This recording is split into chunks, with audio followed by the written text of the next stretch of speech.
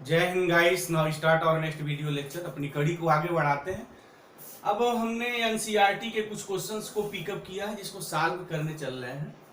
तो इस क्वेश्चंस को सॉल्व करने के पहले हम लोग क्रॉस प्रोडक्ट कैसे निकालते हैं। अगर कोई दो वेक्टर्स दिया हुआ है, जनरली वो वेक्टर अगर आई जे के टर्म्स में है तो हम लोग क्रॉस प्रोडक्ट कैसे निकालेंगे, पहले उसका हम थोड़ा रिजल्ट डेवलप कर दें क्योंकि वो भी इंपॉर्टेंट सीन है। कभी कभी डायरेक्ट जो है एनसीईआरटी वाले उस रिजल्ट को पूछ देते हैं, तो पहले उस रिजल्ट को हम यहाँ डेवलप करना है, प्रूफ कर लें, उसके बाद इस क्वेश्चन को हम लगा लें। क्वेश्चन ये है कि अगर आपको ए क्रॉस बी फाइंड करना है, find A cross B where vector A is equal to a1 i cap plus a2 j cap plus a3 k cap, ये वेक्टर है। और एक वेक्टर b गिवन है कि b1 i cap plus b2 j cap plus b3 k cap, ये दो vectors हैं हमारे। अब हमें a क्रॉस b निकालना है। दिस कैसे निकालेंगे, इसी की बात करनी है। और हम ट्रिक भी डेवलप करेंगे कि कैसे उसको इजी वे में हम लोग कैलकुलेट करेंगे। पहले इसका हम थोड़ा फंडामेंटल ढंग से बात कर लें। तो ए वेक्टर है हमारा a1 i cap plus a2 j cap plus a3 k cap. अब यहाँ हो गया हमारा क्रॉस, b है b1 i cap plus b2 j cap plus b3 k cap, ये हो गया।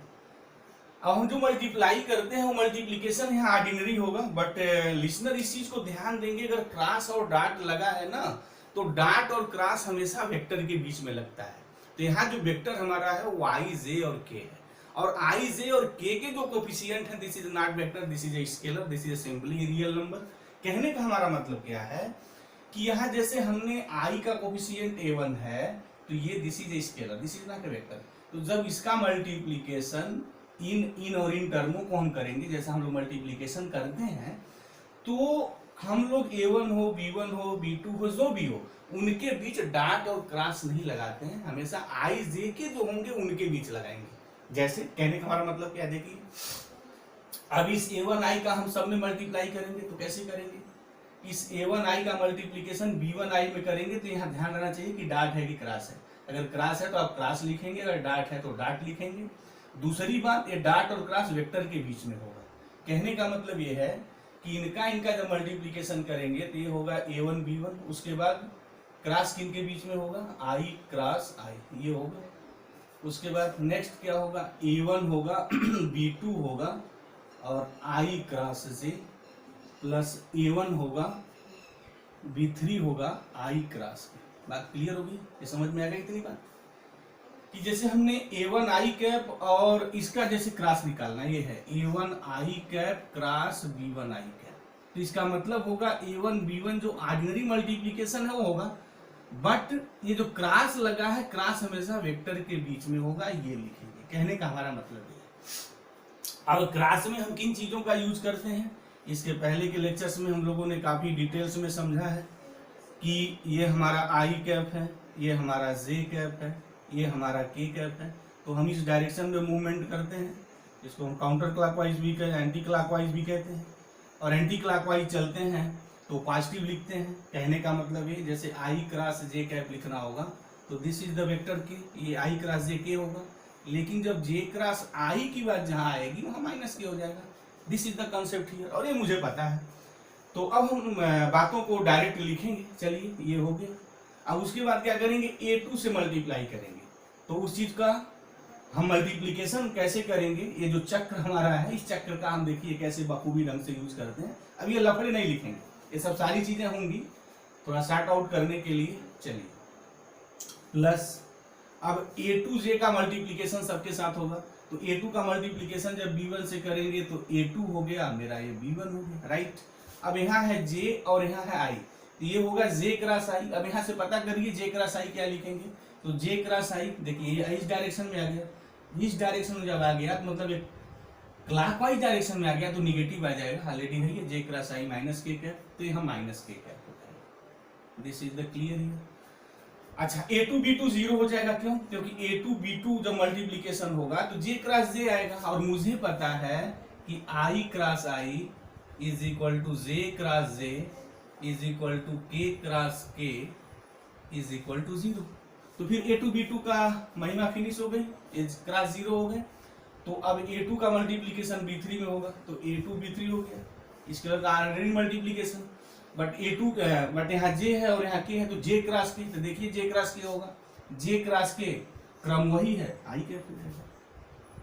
ठीक है जी। अब A3 का किया जाए, ये हो गया A3 B1 सीधा सपाट, और यहाँ K क्रॉस I होगा। अब K क्रॉस I देखिए कि K क्रॉस I निकालना है तो ये इसी डायरेक्शन में चलना है, यही डायरेक्शन है तो पॉजिटिव होगा, तो क्या आएगा K क्रॉस I हमारा J कैप हो जाएगा दिस।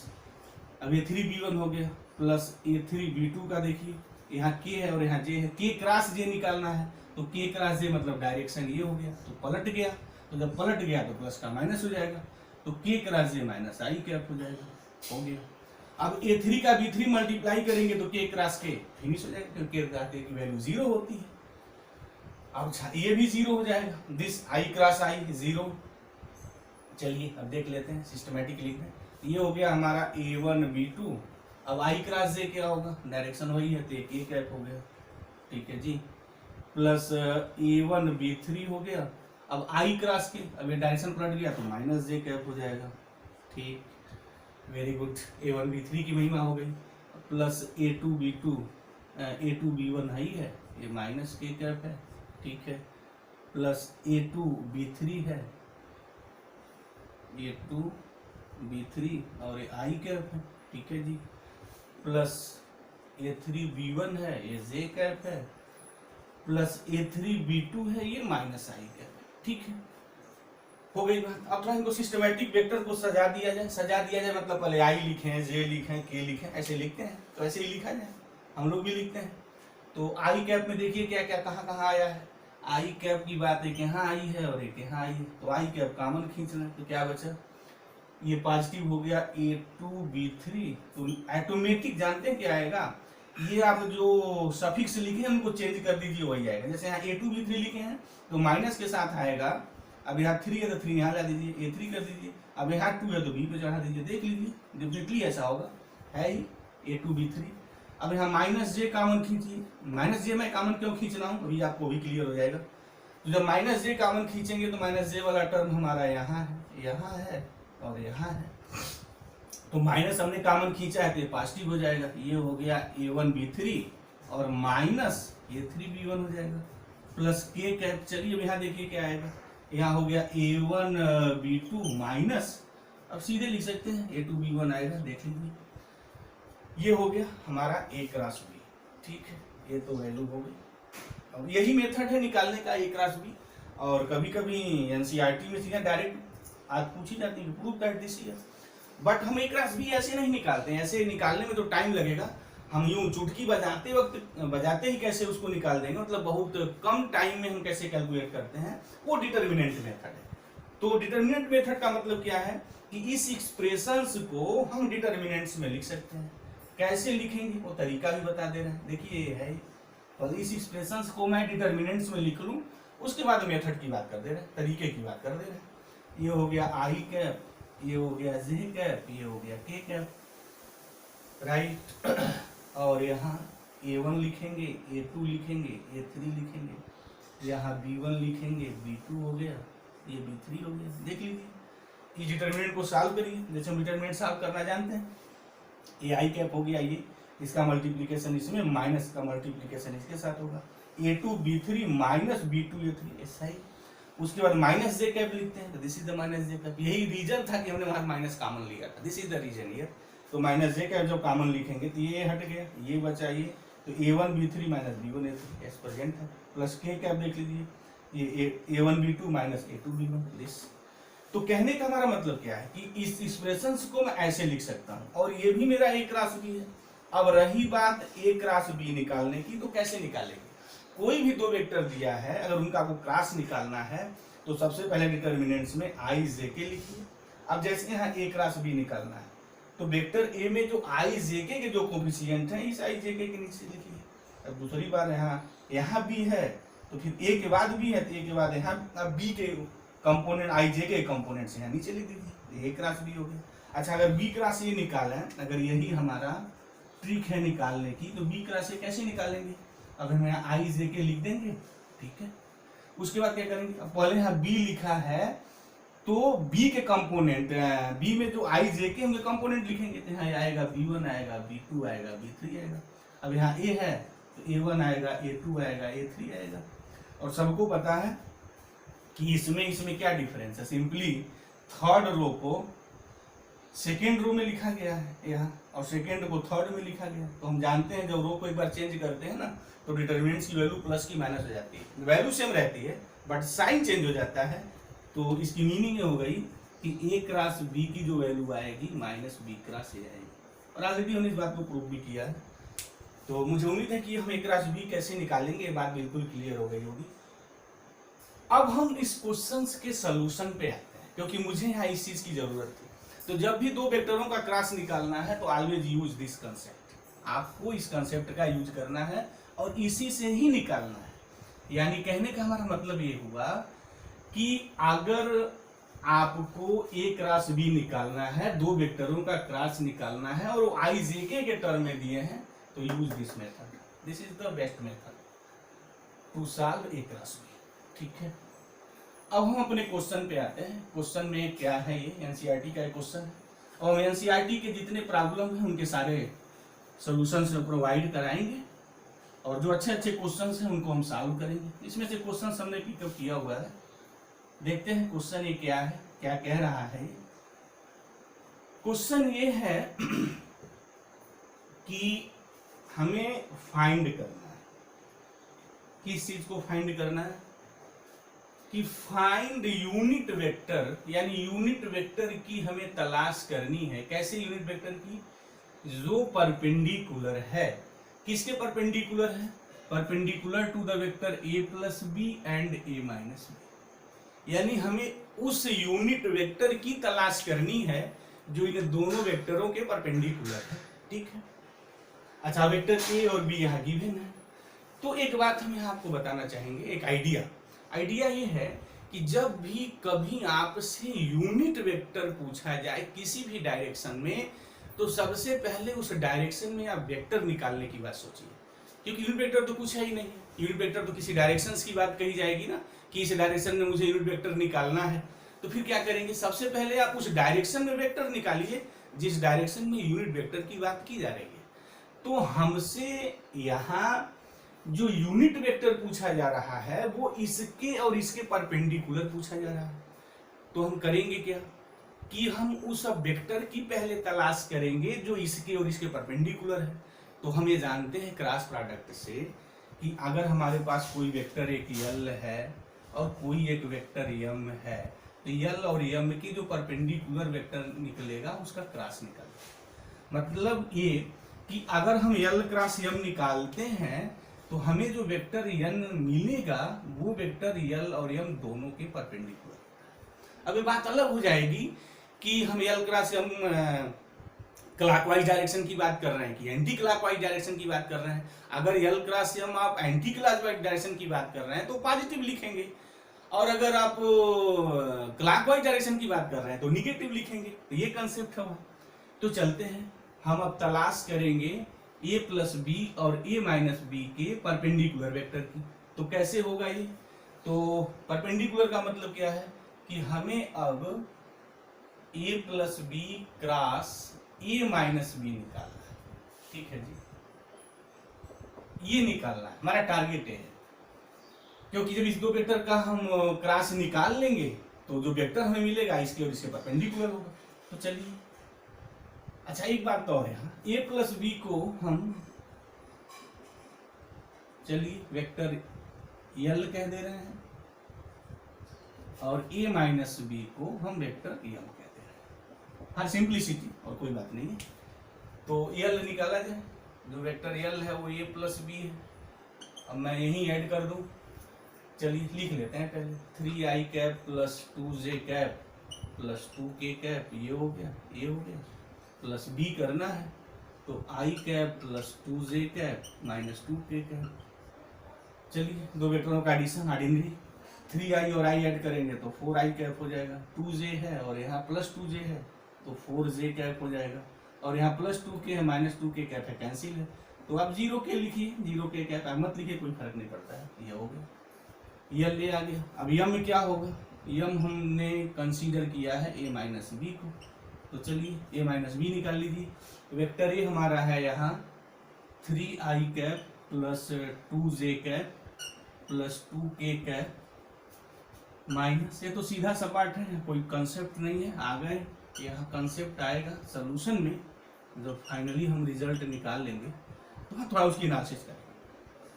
तो 3i कैप में से i कैप निकालेंगे तो 2i कैप आ जाएगा, ठीक है जी। अच्छा ये 2j है, अब यहाँ करेंगे तो -2j हो जाएगा, तो ये कैंसिल हो जाएगा, 0j हो जाएगा, चलिए लिख दे रहे हैं 0j, और यहाँ माइनस प्लस हो जाएगा तो ये +4k कैप हो जाएगा। ये मेरा हो गया a माइनस बी, यानी हम वेक्टर यम निकाल रहे हैं। अब मुझे तलाश करनी है यल क्रॉस एम या एम क्रॉस यल, बात एक ही है, तो चलिए हम यल क्रॉस एम ही निकाल दे रहे हैं, और आप यम क्रॉस यल निकालें हमारे साथ। मैं यल क्रॉस एम निकाल रहा हूँ, बट आप यम क्रॉस यल निकालें, मैथमेटिक्स सीखनी है तो आप निकालिए साथ। चलिए अब हम यल क्रॉस एम निकालूंगा, तो कैसे निकालूंगा, डिटर्मिनेंट्स पहले i j और k लिखना है, लिख दिया। अब इसके बाद यल आपको पहले लिखे हैं, तो यल में जो i j k के कंपोनेंट्स हैं इनके नीचे भर देंगे, तो भर दीजिए जगह। तो यल में i कंपोनेंट यहाँ 4 है कोफिशिएंट, यहाँ j का 4 है, ये 0 है। यम में क्या है, i का 2 है, j 0 है तो 0 हो गया, अब यहाँ 4 है। अब इनको सॉल्व कर लिया जाए, तो ये i कैप डिटर्मिनेंट से, तो ये 16 हो जाएगा, उसके बाद -j कैप, ये और ये हट जाता है, ये हो जाता है अगेन 16 - 0 16 हो गया, प्लस k कैप, ये -8 हो जाएगा, तो जो वैल्यू आ गई 16i cap -16j cap and -8k cap, ठीक है। This is the L cross M, हो गई बात, हो गया। अब यल क्रॉस एम आपने क्या निकाला है, ये जो वेक्टर निकला है, अगर मैं इनका नामकरण संस्कार यन कर दूं, तो जो वेक्टर यन निकला हमारे पास वो आया 16i कैप -16j कैप, और यहाँ मेरा है -8k कैप, ठीक है जी।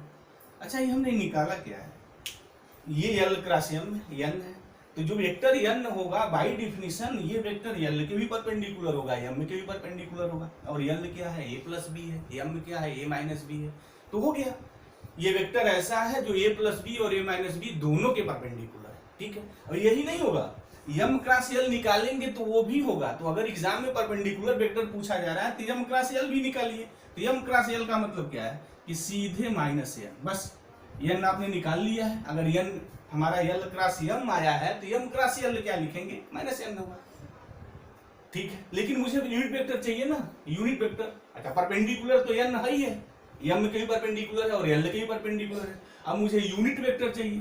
तो जब वेक्टर निकाल ही लिए हैं तो फिर यूनिट वेक्टर निकालने में बहुत ज्यादा टेंशन की तो यहाँ जरूरत है नहीं, सीधे सपाट लहजे में यन कैप क्या होता है भाई, यन कैप होता है vector n upon mod of n, चलिए निकाल लीजिए।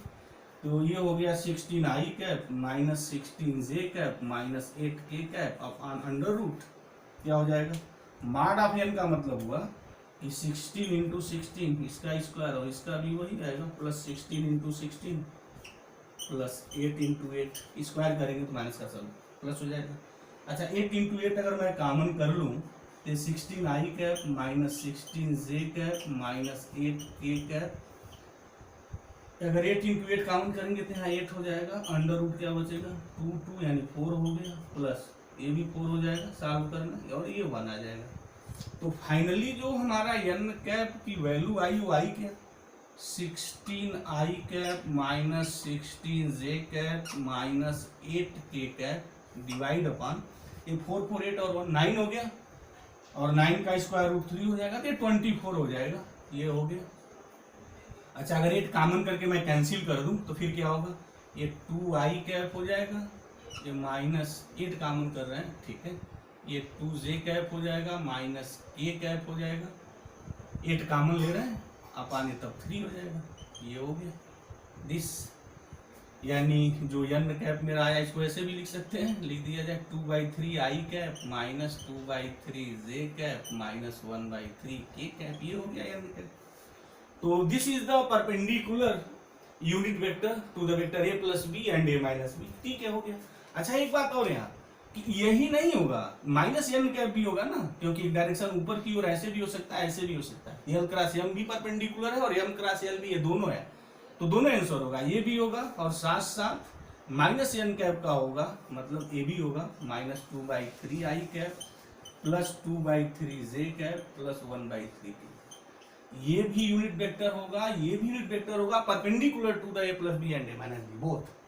तो आंसर होगा तो दोनों आपको लिखना होगा, ये भी सही होगा और ये भी सही होगा। हमें तो कहा नहीं गया कि काउंटर क्लॉकवाइज बात करनी है, क्लॉकवाइज बात करनी है, एंटी क्लॉकवाइज बात करनी है, सिंपली परपेंडिकुलर यूनिट वेक्टर पूछा है तो दोनों होगा। जो एल क्रॉस एम निकालेगा उसके लिए वो आंसर आएगा, जब एम क्रॉस एल निकलेंगे तो ये आएगा। तो चाहे एल क्रॉस एम निकालना है या एम क्रॉस एल निकालना है, दोनों आपको निकालना है। तो मुझे उम्मीद है कि ये जो कंसेप्ट था इस क्वेश्चन के पीछे बिल्कुल क्लियर हो गया होगा। अगर आपको कोई डाउट है तो कमेंट बॉक्स में जाइए, अब कमेंट करिए, हम स्वागत करते हैं। और अभी तक हमारे चैनल को सब्सक्राइब नहीं किया तो प्लीज़ को सब्सक्राइब करिए और शेयर करिए। थैंक यू गाइस, जय हिंद।